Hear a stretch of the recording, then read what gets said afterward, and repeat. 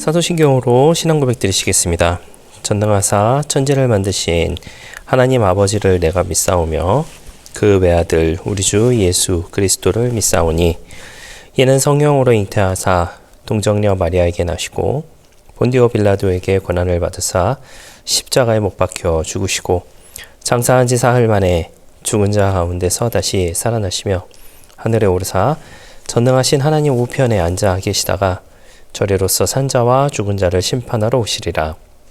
성령을 믿사오며 거룩한 공회와 성도가 서로 교통하는 것과 죄를 사하여 주시는 것과 몸이 다시 사는 것과 영원히 사는 것을 믿사옵나이다. 아멘. 함께 은혜 나누 하나님의 말씀은 요한복음 15장 1절 2절 말씀입니다. 요한복음 15장 1절 2절 말씀입니다.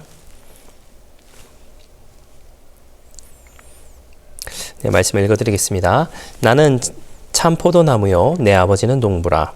물은 내게 붙어 있어 열매를 맺지 아니하는 가지는 아버지께서 그것을 제거해 버리시고 물은 열매를 맺는 가지는 더 열매를 맺게 하려 하여 그것을 깨끗하게 하시느니라. 아멘. 네, 할렐루야. 네. 지금 14장, 15장까지의 내용으로 이제 같이 좀 은혜를 나누고자 하는데요. 14장에서는 이제 예수님께서 마음에 근심하지 말라라고 말씀을 하시고, 또한 성령의 충만함에 대해서 이제 간략하게 말씀하시는 그 내용들이 이제 등장을 했었습니다. 그리고 나서 이제 15장에 우리가 잘 알고 계시는 예수님께서 나는 참 포도나무고 하나님 아버지께서는 농부시다라고 하는 그 내용으로서 이제 전체적인 내용을 좀 말씀해 주고 계시는 부분입니다. 이 부분에 대하여 이제 아마 많은 내용들을 또 듣고 또 인지하고 계시리라 이제 생각을 합니다. 그러나 이제 간략하게 좀 설명을 해드리자면, 아버지 하나님은 농부시고, 예수님은 포도나무, 우리는 그 몸에 붙어 있는 가지라고 이제 주님께서 말씀하셨고, 그리고 또 좋은 열매를 맺으며 살아가야 한다라고 하는 게 이제 전반적인 내용이지 않을까라고 이제 생각을 들게 됩니다. 지난 3일간에 걸쳐서 이제 14장의 내용을 이제 간략하게 저희가 좀 훑어봤었는데요. 제자들은 이렇게 마음 가운데 이제 근심과 고민이 있는 그런 상황, 그리고 그런 근심과 고민을 맞닥뜨릴 상황에 이제 처할 것이다라고 하는 것을 예수님께서 말씀하셔서 평안에 대해서 이제 말씀을 해주고 계십니다. 그리고 이제 15장의 내용을 보면은 열매를 맺는 삶에 대하여 이제 예수님께서는 이제 말씀을 하고 계시는데, 열매를 맺는 그와 같은 삶이라고 하는 것에 대해서 예전에도 제가 이 부분에 대해서 같이 은혜를 나눴었을 때 이제 들었던 말씀입니다만은, 사과나무는 사과 열매를 맺고 포도나무는 포도 열매를 맺게 되죠. 즉 그 말은 뭐냐면, 내가 무슨 열매를 맺고 싶다라고 해가지고 열매를 맺을 수 있는 것이 아니다라고 하는 것을 말씀을 드렸었습니다. 당연한 것 아닌가라고 이제 생각하실 수 있겠지만은, 우리 주님께서는 이제 좀 4절 말씀을 통해서 좀 의미심장한 또 말씀을 하시게 돼요. 4절 말씀을 제가 읽어드리도록 하겠습니다. 내 안에 거하라, 나도 너희 안에 거하리라. 가지가 포도나무에 붙어 있지 아니하면 스스로 열매를 맺을 수 없음같이 너희도 내 안에 있지 아니하면 그러하리라라고 하면서 이제 말씀을 하십니다. 앞서 말씀드린 것처럼 열매라고 하는 것은 내가 맺고 싶다고 해서 맺어지는 것이 아니고, 내가 어느 나무에 있는 가지이냐에 따라 내가 맺을 수 있는 열매가 결정된다라고 하는 것이죠. 5절에는요, 나는 포도나무여 너희는 가지라. 그가 내 안에 내가 그 안에 거하면 사람이 열매를 많이 맺나니 나를 떠나서는 너희가 아무것도 할 수 없음이라 라고 말씀을 하시고 있습니다. 이 말은 우리가 주님 안에 있으면 무엇이든지 할 수 있다라고 하는 그런 의미입니다만은, 그런 내용을 드리는 말씀이 아닌데요. 이것이 무슨 궤변처럼 이제 들리실지는 모르겠습니다만은, 가지의 의무는 잎을 내고 열매를 맺는 것입니다. 그 의무 안에서 이제 무엇이든지 할 수 있는 것이다라고 하는 것을 예수님께서 말씀하시는 거예요. 이 앞전에 이제 어제 제가 이제 함께 은혜를 나눴던 이제 성령 충만함에 대해서도 이야기를 드렸었는데 그 맥락 안에서 이제 들어져 있는 내용이 아닌가라는 생각도 하게 됩니다. 그러면서 주님 또 7절 말씀에 이렇게 말씀하고 계시죠. 너희가 내 안에 거하고 내 말이 너희 안에 거하면 무엇이든지 원하는 데 구하라. 그리하면 이루리라. 자, 어디서 많이 이제 들어보셨던 말씀이죠. 14장 13절에 있는 내용입니다. 너희가 내 이름으로 무엇을 구하든지 내가 행하리니 이는 아버지로 하여금 아들로 말미암아 영광을 받으시게 하려 함이라 라고 하는 내용하고 어떻게 보면 좀 비슷한 것 같아요.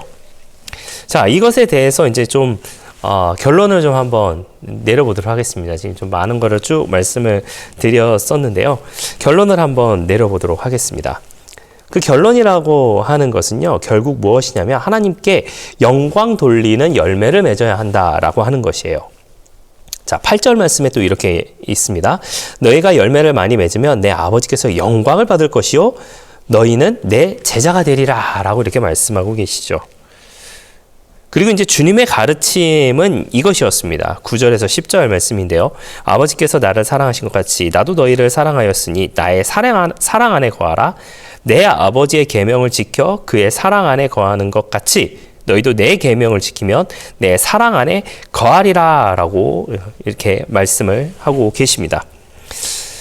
자, 제가 앞서 이제 결론을 맺으면서 하나님께 영광을 돌리기 위한 열매를 맺어야 한다라고 하는 그 말, 그리고 지난 시간에 이제 함께 은혜를 나눴었던 하나님의 영광을 위한 성령의 충만함에 대해서 이제 말씀을 드리게 되었었는데, 사실 이것이 우리의 신앙생활의 주체, 우리 신앙생활의 주 목적이 무엇이냐에 따라 사실은 그 부분이 많이 달라진다라고 하는 생각을 하게 됩니다.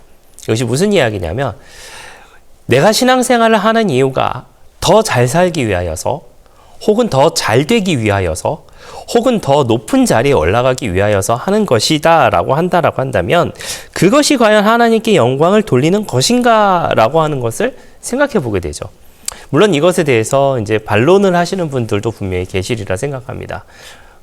내가 올림픽에 나가서 금메달을 따면 거기서 하나님께 영광 돌리면 하나님 영광 돌리는 것 아닐까요? 내가 더 많은 재산을 쌓음으로 인하여서 부유하게 돼서 하나님께 영광을 돌리면 하나님께서 영광을 받으시는 것 아닐까요? 내가 더 명예가 높아져서 그 명예의 높은 자리에 있으면서 하나님께 영광을 돌리면 하나님께 영광을 돌리는 것이 아닐까요? 라고 이렇게 반론을 하실 수도 있어요. 제 대답은 무엇이냐면요, 잘 모르겠다입니다. 물론 그 모든 것들에 대해서 제가 폄하하는 것은 절대 아닙니다. 열심히 노력함으로 인해서 금메달을 얻어서 하나님께 영광 돌리는 것 너무나도 소중한 일이죠. 열심히 일을 해서 많은 부를 축적하고 난 후에 그 모든 것이 하나님께 있었고 그 하나님께서 나에게 잠깐 맡겨주신 것이다 라고 하면서 하나님께 영광 돌리는 것 너무나도 아름다운 일이죠. 명예의 자리에 있으면서 더욱더 겸손해지는 그 모습을 통하여서 낮아지는 예수님의 모습을 닮아 나도 섬김의 자리에서 명예가 있지만 섬김의 자리에 있으면서 하나님께 영광을 돌리는 것 너무나도 소중하고 멋있는 일인 것은 저도 인정합니다. 하지만 여러분, 마음속에 아주 깊은 곳에서 나오는 나의 말 가운데 과연 내가 부를 얻고 명예를 가지고 그와 같은 것들을 통하여서 하나님께 영광 돌리기 위해서 부를 얻고 명예를 얻기 위한 것일까요? 아니면은 나를 위한 것이 더 많을까요? 여러분이라고 하지 않고 저라고 이야기했을 때 저도 사실은 그 마음 가운데 나를 위해서 그와 같은 것을 원할 때가 있습니다. 우리가 좀 솔직하게 우리가 좀 생각을 해봐야 될 부분이 사실은 그와 같은 모습이 아닌가라는 생각을 하게 됩니다. 자, 열매를 맺는다는 것, 많은 사람들이 여러 가지로 생각을 할 수도 있을 것 같습니다. 열매를 맺는다. 부의 열매를, 명예의 열매를, 그와 같은 열매를 통하여서 하나님께 영광을 돌릴 수 있습니다. 있습니다만은 나를 위한 영광인지 하나님의 영광을 이용한 나의 영광인지 아니면 온전한 하나님의 영광을 위한 것인지에 대해서 생각해 보는 저와 여러분 되시기를 바랍니다. 예수님께서 제자들에게 이 말씀을 하신 이유는 장차 있을 고난, 그것 앞서 바로 이제 내일이면 죽음을 맞이하게 되는 그 예수님의 모습을 통하여서 높은 자리에 있기 원했고 명예를 가지기 원했던 그 제자들의 한순간에 쓰러지는 그 마음들에 대해서 그러나 낙심하지 말라. 이 모든 것은 하나님의 뜻이고 나는 하나님의 영광을 위해 십자가를 지고 죽으러 간다라고 하는 것을 제자들에게 말씀해 주시는 것이고, 그리고 그 제자들로 하여금 나를 본받아 나를 전함으로 인하여서 하나님께 영광 돌리는 삶을 살아라라고 이야기하는 것이 바로 예수님의 말씀이셨다라고 하는 겁니다. 사랑하시는 성도 여러분, 우리가 많은 열매를 맺으며 살아가는 저와 여러분들 되시기를 부탁을 드리겠습니다. 그 열매라고 하는 것은 하나님께 영광 돌리는 열매다라고 하는 것을 기억하시는 저와 여러분 되시기를 바랍니다. 그리고 그것은 주님께서 가르쳐 주신 10절 말씀에 있는 것처럼 내가 아버지의 계명을 지켜 그의 사랑 안에 거하는 것 같이 너희도 내 계명을 지키면 내 사랑 안에 거하리라 라고 말씀하셨던 그 예수님의 가르침을 우리가 기억하고 실천하며 나아가는 저와 여러분의 넉넉한 신앙의 모습 되시기를 예수님의 이름으로 부탁을 드리겠습니다. 기도하겠습니다.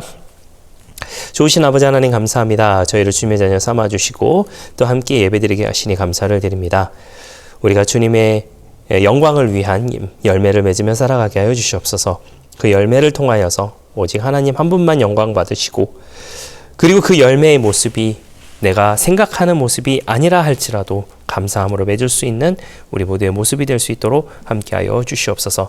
감사를 드리며 예수님의 이름으로 기도했습니다. 아멘. 주기도문으로 마치겠습니다. 하늘에 계신 우리 아버지여, 이름이 거룩히 여김을 받으시오며 나라가 임하시오며 뜻이 하늘에서 이루어진 것 같이 땅에서도 이루어지이다. 오늘 우리에게 일용할 양식을 주시옵고 우리가 우리에게 죄 지은 자를 사하여 준 것 같이 우리 죄를 사하여 주시옵고 우리를 시험에 들게 하지 마시옵고 다만 악에서 구하시옵소서. 나라와 권세와 영광이 아버지께 영원히 있사옵나이다. 아멘.